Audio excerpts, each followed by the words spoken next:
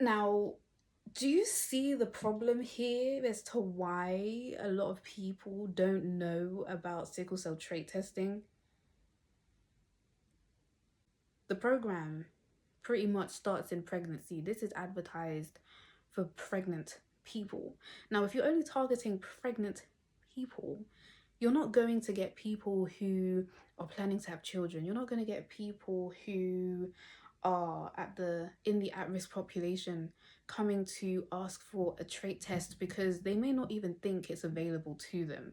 But it's not so great for the general population, the general at-risk population, particularly African, Caribbean, who want to determine what their sickle cell trait status is.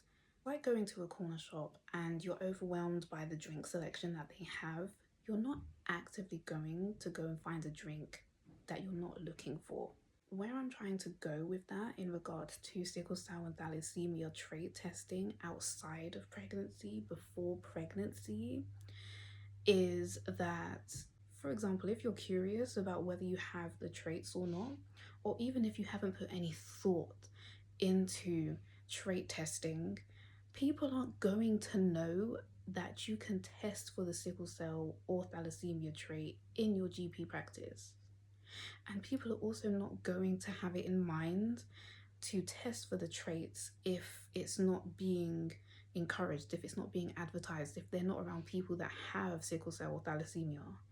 So we really need to knuckle down and change how sickle cell and thalassemia trait testing is advertised for the general public.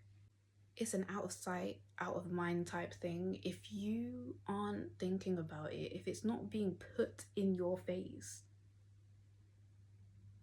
you're not really going to care that much. Or if you're not informed on how to access these services, you might not even go out of your way to research it. When it comes to trait testing before pregnancy, yeah, we really need to do something about that and put trait testing before pregnancy at the forefront of the trait testing policies that we already do have. In a separate video, I'm going to discuss heel prick testing, and that is the second soft lever policy or program that we have to determine whether a baby has sickle cell or thalassemia or the trait.